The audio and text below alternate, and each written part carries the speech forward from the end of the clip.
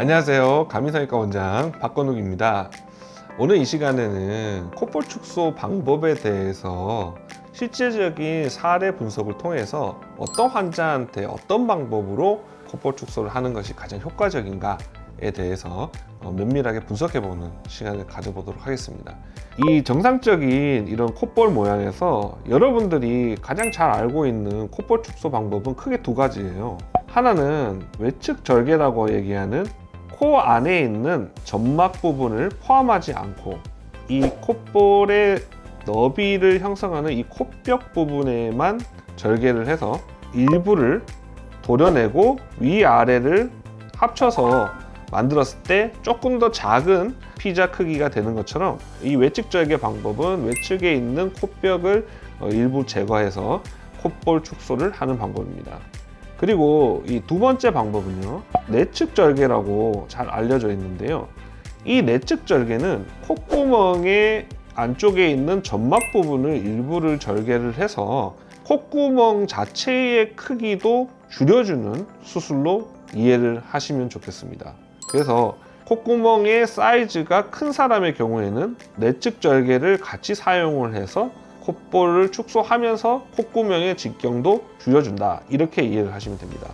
우리가 콧볼 축소를 할 때 적당량을 정확히 디자인을 해서 수술하는 것이 중요한데, 콧볼 축소를 많이 해야 될 목적으로 너무 과하게 줄였을 때 생기는 문제점에 대해서 좀 설명을 드려보도록 하겠습니다. 외측 절개를 많이 해서 이 조직을 많이 잘라버리게 되면 이 부분이 둥글지 못하고 안으로 말려들게 되면서 콧볼의 형태가 거의 일자처럼 이렇게 누워버리는 경우가 생기게 됩니다. 그래서 이런 문제가 외측 절개를 과하게 했을 때 생길 수 있는 문제점이고요. 그리고 내측 절개를 많이 했을 때 생기는 흔한 문제는 콧구멍의 아랫면은 이렇게 둥근 형태를 유지하는 것이 정상적인 모양입니다만, 이 부분의 조직이 과하게 잘려나감으로써 반대편과 같은 이런 뾰족한 삼각형 모양의 접혀지는 듯한 그런 느낌을 주기 때문에 절대 미용적으로 우수한 결과라고 말씀을 드릴 수가 없습니다. 그래서 내측 절개를 할 때는 실질적으로 필요한 사람들에게서 최소한으로 콧구멍 모양이 이상하게 변형되지 않는 범위 내에서 조심스럽게 외측 절개와 혼용해서 사용하는 것을 추천드립니다. 자, 그러면 이 콧볼 축소를 할 때 아름다운 이상적인 기준은 어떻게 되냐? 가장 이상적이고 아름다운 콧볼의 너비는 내안각 내부에 콧볼을 위치시키는 것이 수술의 목적이라고 보시면 좋겠습니다. 자, 그러면 어떤 방법으로 적용을 해서 우리가 수술을 해야 될지 실사례를 보면서 수술 디자인을 좀 해보는 시간을 가져보도록 하겠습니다. 먼저 콧볼 축소를 하러 내원했을 때 제가 가장 먼저 보는 것은요, 콧벽이 얼마만큼 두꺼운가, 그리고 이 콧볼이 내안각의 안쪽에 위치하고 있는가, 그 다음에 평가를 하는 것이 콧구멍에 비대칭이 있는가, 그 다음에 콧구멍의 베이스가 충분히 둥근가, 이런 것들을 보게 됩니다. 그래서 이 환자의 경우에는 디자인을 어떻게 하는 것이 가장 좋은가 하면, 우측은 좌측에 비해서 콧구멍이 세로로 서 있기 때문에 이런 경우에는 내측 절개를 하시면 안 돼요.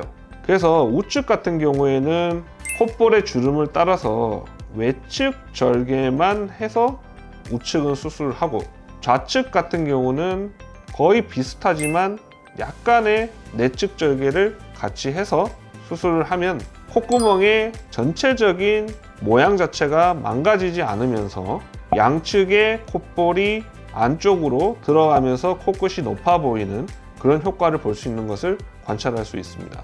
또 하나 제가 설명드리고 싶은 팁은요, 콧볼의 각도가 이렇게 수직에 가깝게 서 있으면 미용적으로 좋지 않습니다. 그래서 오히려 이런 형태보다는 콧볼의 형태가 끝이 이렇게 안으로 말릴 수 있는 느낌이면 훨씬 더 모양이 좋거든요. 이와 같이 이 부분에 있는 조직들을 콧볼 축소를 하면서 45도 각도로 안쪽으로 밀어넣어서 고정을 하는 것이 콧볼 거상이라는 방법입니다. 실질적으로 콧볼의 너비도 줄이는데 훨씬 효율적인 효과가 있고, 그리고 코끝도 조금 더 높아 보이는 그런 이중 효과를 누릴 수가 있습니다. 두 번째 사례를 보시면요, 이분 같은 경우는 코의 중앙선을 기점으로 봤을 때 우측의 콧볼의 너비가 좌측의 너비에 비해서 압도적으로 너비가 큽니다. 그래서 이런 비대칭을 갖고 계신 분들은요, 우측 콧구멍은 내측 절개를 하면서 외측 절개와 같이 축소를 하고, 이 너비를 많이 줄여줘야 되기 때문에 우측은 좌측에 비해서 축소량 자체도 훨씬 더 많아야 됩니다.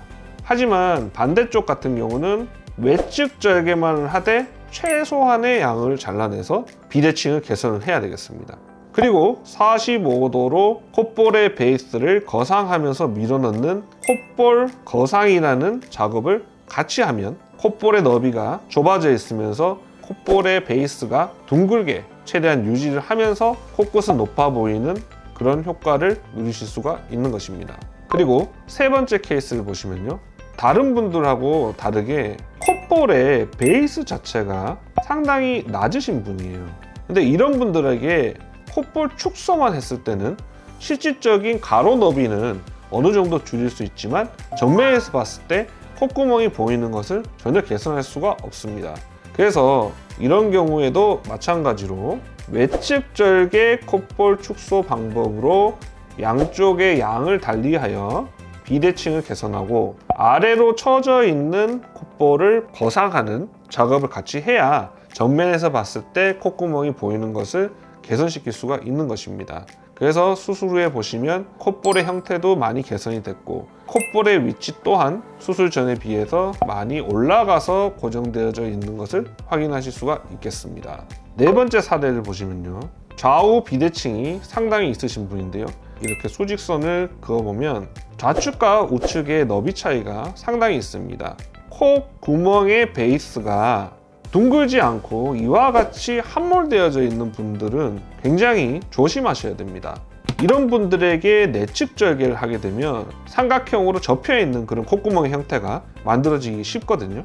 이런 경우에는 콧볼 축소를 할 때 우측은 좌측에 비해서 콧볼 너비가 넓지 않기 때문에 최소한의 절개로 콧구멍을 절대 포함하지 않는 범위 내에서 디자인을 하셔야 되고, 좌측은 우측에 비해서 콧구멍의 베이스가 비교적 넓기 때문에 콧볼 축소를 할 때 내측 절개를 일부 해서 콧구멍의 크기도 좀 줄여주면서 같이 외측 절개와 내측 절개를 병행해서 축소를 하면 좌우의 콧구멍의 모양도 개선이 되고 이 콧구멍의 베이스 자체도 둥글게 만들면서 수술을 할 수 있는 것입니다. 그러면은 수술 후에 일상생활은 언제부터? 수술 후에는 보통 5일에서 7일 정도 지나면 저희가 실밥을 제거하는데요. 콧볼 축소는 수술 시간도 30분 이내에 끝난 아주 간단한 수술입니다. 상처 부분이 굉장히 작기 때문에 붓기도 거의 없고 일상생활에도 전혀 지장이 없기 때문에 실질적으로 저희 환자들의 사례를 보면 수술하고 나서 바로 일하러 가시는 분들도 있어요. 그러면은 수술 당일날 저녁에 막 세안하고 그러는 거거든요? 물론 저희가 절개를 해서 그 부분에 수술하는 거기 때문에 무리하게 세안을 하거나 그렇게 했을 때는 상처 부분에 어떤 문제가 생길 수 있겠지만 하루 정도는 상처 진물이 나올 수도 있거든요. 그래서 저희가 보통 상처 부분에다가 꺼즈 드레싱을 해드리는데 하루 정도 유지하셨다가 셀프로 제거하시고 그 부분에 상처 연고만 열심히 발라주시면 되겠습니다. 웃거나 표정 짓고 그러면은 콧구멍 벌렁거리면 좀 안 좋을 수도 있을 것 같은데 그런 부분은 괜찮아요? 수술하고 나서 상처가 실밥을 뽑았다고 해서 바로 딱딱하게 다 굳어지는 건 아니거든요. 최소한 한 달에서 2달 정도는 상처가 아물 수 있는 그런 시간을 충분히 줘야 되는데 그 사이에 무리하게 손가락을 이용해서 콧구멍을 파거나 콧구멍을 벌리는 행동을 했을 때는 상처가 해질 수 있는 그런 위험성도 있습니다. 하지만 저희가 콧볼 축소라든지 콧볼 거상을 할 때 이중봉합을 해서 그런 문제점들이 생기지 않게끔 예방적으로 잘 처치를 하고 있기 때문에 주의사항만 잘 지켜주시면 환자분들이 걱정하시는 그런 문제점들은 생기지 않으니 큰 염려 없으셔도 될 것 같습니다. 콧볼 축소라는 수술을 할 때 이 수술 자체는 굉장히 간단한 수술이지만 이것이 실질적으로 아주 훌륭한 효과를 내기 위해서는 콧볼 축소 관련해서도 여러 가지 그런 기술적인 부분이나 충분한 경험이 쌓이는 것이 저는 중요하다고 생각을 합니다.